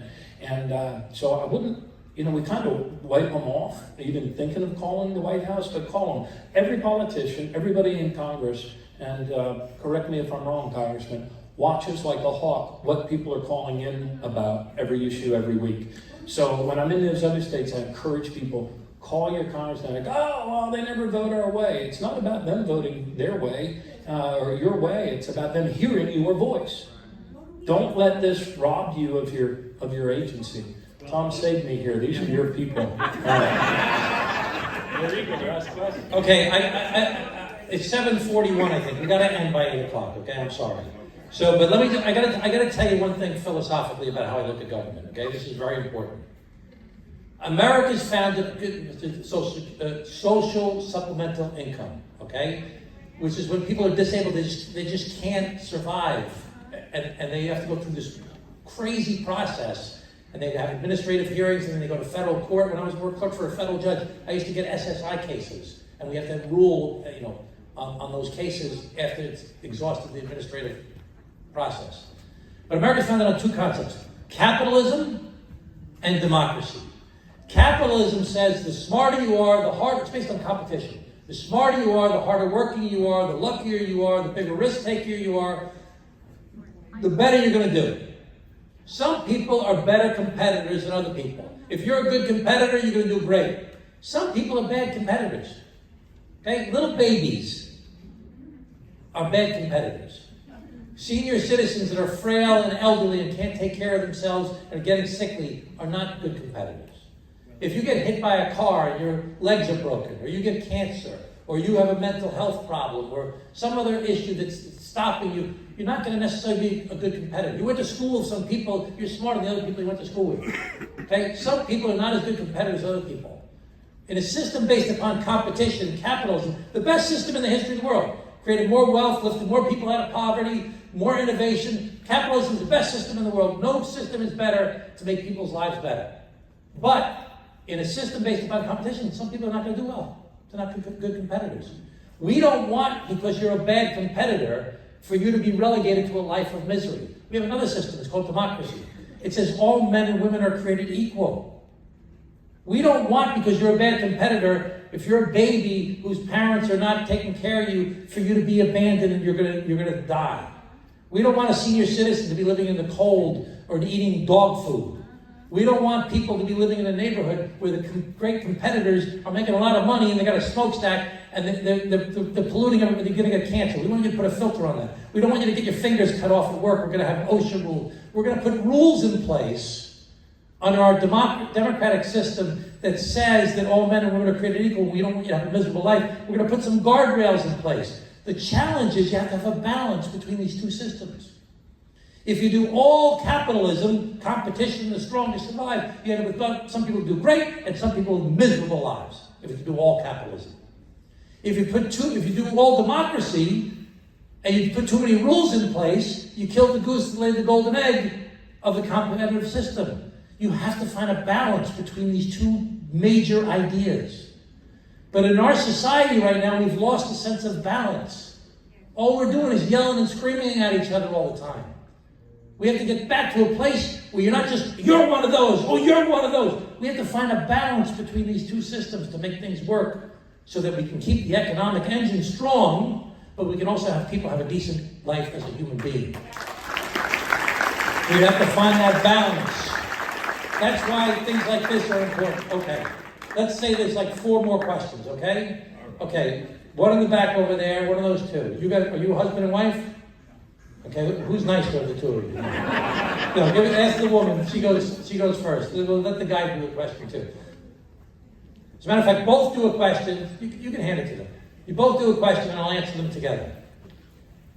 I don't know that this is more of a question or a comment. Yeah. Janet from Glencoe. Oh, hi. Oh, I should have called her. Compromise would be nice if it works. I don't see it working. I understand why you put out the names of Republicans who are speaking as if they are against doing damage to Social Security or to anything else. But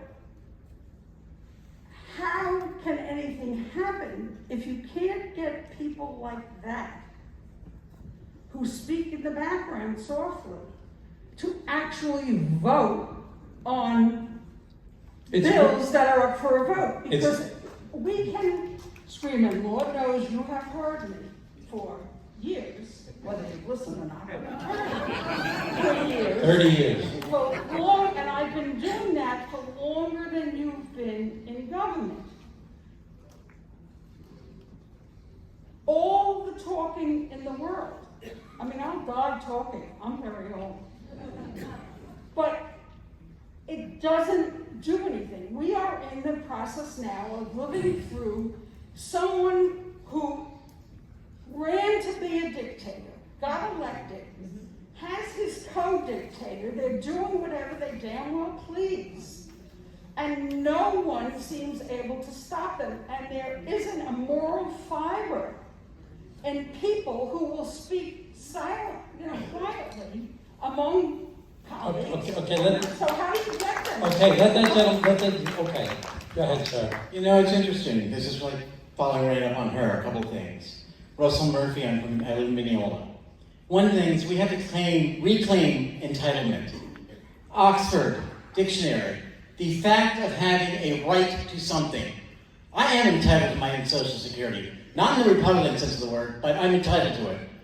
That being said, I'm 68. I've not retired. I've got a January 30, 26 retirement date. I lost 5% in 3 weeks, thanks to Trump's tariffs on my retirement account. I may not be able to afford it, especially if they do something to Social Security. And then, banging her. I don't know if you heard of this, but Senator Murkowski was in a town hall this past weekend, and someone asked her, what do you tell people when they're afraid? And she started her answer with, we're all afraid. Yeah. Somebody's got to get out there and poke on that and get this bully out of office. Yeah. I mean, I'm sorry, but if they're all afraid, they've got to talk to somebody, whether it's, maybe it's not you who's in the government, somebody's retired government right now, the governor here. Yeah. I mean, somebody's got to talk to them. Okay. And find these afraid people and get them to have their strength. So let me say, it's really hard. It's not easy. No question, it's hard. And the people that I talked about did not say it quietly in the hallways. These were quotes I took from the newspaper of things that they said publicly. And there are lots of other examples like that. We just have to keep on doing it and get more people and keep on pushing. And they will respond, as the governor said, if they see their poll numbers or if they see people calling their office. And some will do it out of conscience. But America was founded on a couple principles. All men and women are created equal. We're all entitled to inalienable rights of life, liberty, and the pursuit of happiness. And you can't trust anybody. America's founded on the idea that people have self-interest. And that's why we have the three branches of government. Because you can't trust anybody. And you need the other ones to be watching what the other ones are doing. And so it's hard because people are looking out for their self-interest, but part of their self-interest will be, I'm not going to get reelected if I piss all the people off. And if you take away Social Security or you damage Social Security, you're going to lose your election. If you mess with Medicaid, you're going to lose the election.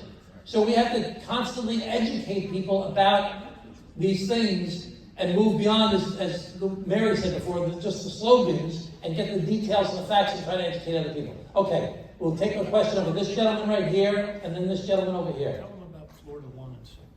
Florida 1 and 6. Yeah.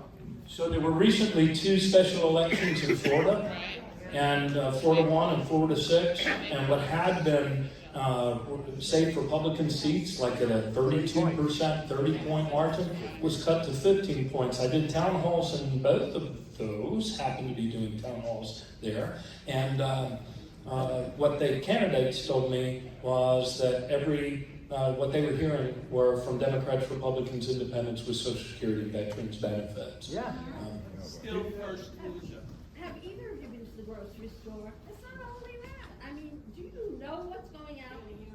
My Hellman's 20-ounce mayonnaise Okay, is now 11.9. For those of you that can't hear her, Hellman's mayonnaise is very expensive right now. I have to buy twice as much. But we suggest trying using avocado. Okay. All right, go ahead. Thank you all for bringing this here. My name is Jim. I live in East Williston. On the question of balance, and you just also talked about the 3 branches of government, and balance is really important. Balance is what our democracy hangs on. My biggest fear, and I guess I'm going to ask it this way, what percentage of likelihood would you say, gentlemen, is it possible that at some point the Supreme Court just says, Mr. Trump, you can do whatever you want?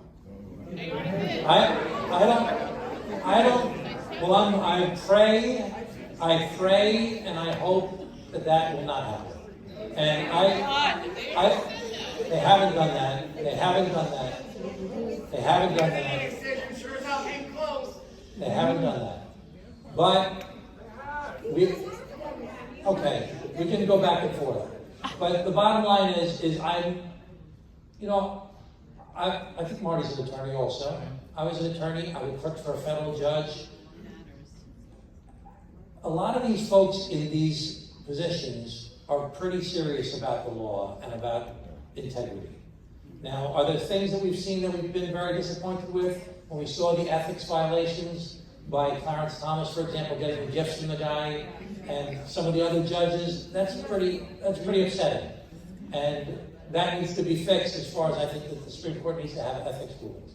But we just had a decision the other night, and it's not clear to me if it was 9-0 or if it was 7-2, or 7-2 with 9-0 with 2 dissenting opinions. But that was pretty serious. And they did the right thing. The question is how we're going to get it enforced. I was talking to a federal judge today and having a conversation about when they said about the guy that they sent to El Salvador and from Maryland, and they said facilitate the return. And so now there's going to have to be, unfortunately, because our system takes a long time to get things resolved. And to find out what facilitate means and actually have a debate about it is very frustrating to those of us looking out from the outside in. But that's what happens in the courts with the right way. So I wish I could, people say, get them out! I wish it was that easy. It's not like that. Okay. We had the majority when it happened last time. Okay. And right now it has to be an impeachable offense. This gentleman here and then that woman in the back and then who's that? Me? I think that's you. Go ahead, sir. Go ahead, sir. Just try and speak. My name is Larry Wiltsey. I'm a retired actuary. Commissioner O'Malley, Governor O'Malley, 30 years ago, I served in a technical panel for the last Social Security Advisory Council. There is an implicit assumption, I think, maybe I'm naive, that Social Security benefits can only be paid for the trust fund. I read the original 36 Act, and I read portions of the much, much longer Act as amended. I found no words in either that says benefits can only be paid from the trust fund. Often what is not in a law can be more important than what is in a law. Am I naive? Do you know what the law actually says on this issue? Thank you. Yeah, I can't. Where are you from, by the way? Where are you from? The last time we had several serious conversations, it was a restaurant. The last time was your wife became a co-owner of. Oh, it's Stango's. Yeah, but where are you from? Glendale. Glendale, okay. Where's that? Glendale. In his congressional district. Okay. All right, that counts, huh? I haven't read the law. There's a difference of opinion, I know, just in the common back and forth between executive branch and Congress on this, and the agency, actually. So, what's commonly accepted is, if Congress doesn't act, which implies they could do any number of things, if Congress doesn't act, there'd be an automatic 17% reduction. Congress can act in two ways. Congress could require that we do more in terms of asking, as the congressman suggested, or Sean Larson suggested, people making more than $400,000 or wherever you want to put the higher mark. So that's one way to do it. Another way to do it is actually supplemental security income is entirely funded out of the general fund, but the rest of this stuff is not. Now, and here's where it gets complex. At OMB, at the Office of Management and Budget, they keep saying, and some people in CBO, the Congressional Budget Office, insist that Social Security will ultimately contribute to the deficit. That's assuming that Congress doesn't act and do either of those two things, and we suffer the 17% reduction. So that's kind of the nuanced answer as I understand it. Is it partly only out of the trust fund? Well, that's been the way it's been, but it doesn't necessarily have to be that way. But remember when I was showing you the 1.2 thing? If Congress wanted to bring them back up to 1.2 so you get the customer service you paid for when you earned your benefits, they could do it entirely out of the trust fund. And you know what it would advance that 2035 depletion date by? If they did 1.2% every year until 2035. It would advance it by 30 days. That doesn't surprise the actuary, does it? We can research that further. We can't answer that right now, but we'll research it further. We'll look at it. But I was just thinking something very important, okay? $1.3 trillion is collected annually, okay? We collect $1.3 trillion, and we spent $1.4 trillion. We short up $100 billion, okay? Hold on, $100 billion. Let's put that in perspective, okay? $100 billion. Why would you cut Social Security by 7,000 employees and save less than $1 billion and wreck the system in the process? If you got a $100 billion problem, why are you instilling fear and trauma in the employees? Why are you cutting all these people? It doesn't make any sense. That's not the agenda. They're just trying to wreck it. They're trying to break it. So, if you want to get $100 billion more, which you should make it balanced, you need the Congress, Democrats and Republicans, to fix the system. You got two choices. Increase the revenues or decrease the expenses. That's all you can do. I don't think we should decrease the expenses because I think that right now there are 22 million people who didn't get their if they didn't get their Social Security benefits, would be in poverty. 22 million people in America. They rely upon it. I'm just trying to educate about what the facts are. And I'm trying to give you some ammunition as to what you can say to people. It doesn't make sense what they're proposing, why they're proposing it the way they're proposing. Okay, I think you're going to be the last question, ma'am. You're in the back right there. The mic wrangler's coming. Here's the microphone. Say your name and where you're from. Thank you. Luann from Hicksville, and I hope to get you voted. Thank you, Luann. And my sister helped Congresswoman Gillen. So we're all in. We're all in. I've done everything you said, plus. Hands off rally. The one slide that I thought was missing, and I was going to ask you, Governor, when you go to places like Florida or Kentucky or Oklahoma, the red states, tell them, would you tell them, if my disabled kid doesn't get Medicaid, if my blind mother doesn't get Social Security, if my widowed aunt, what happens to you when that doesn't get paid? Because I don't think all those slides and all that data, I got it, because I read The Hill and I read Heather Cox Richardson and I read the newsletter. But what they don't say, and what I don't think is in those slides, is what happens to you when you don't get that money. It's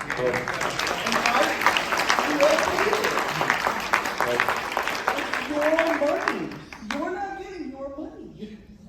And what's going to happen? Yeah, I think the congressman underscored how many people would live in poverty if they didn't get their money. I think what the call to your question is also how Social Security intersects with Medicaid. If anybody has a family member that's on SSI, one of the reasons why people are so deathly afraid of earning a little too much and then falling off the cliff and being out of the program is because they won't get their Medicaid anymore.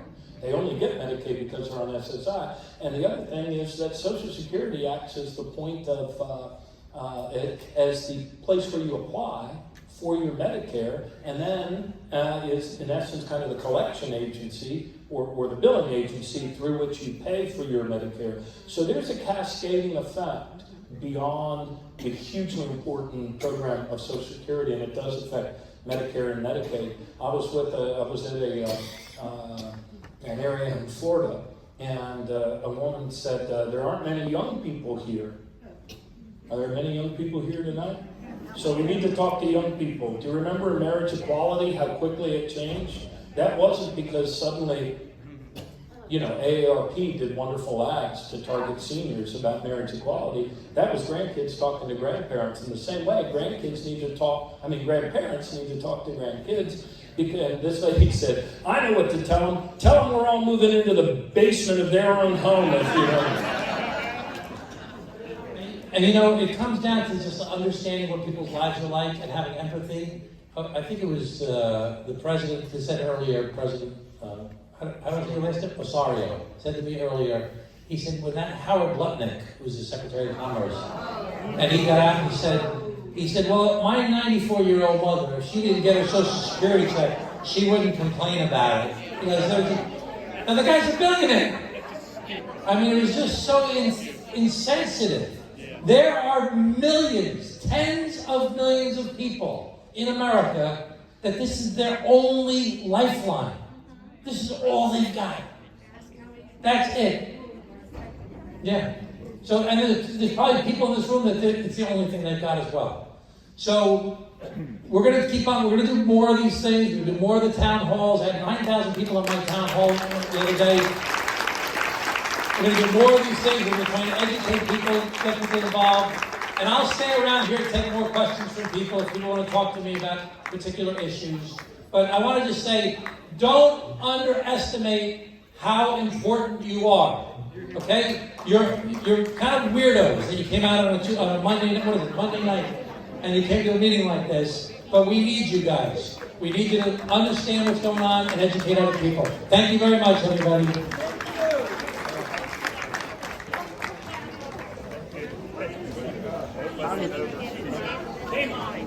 John.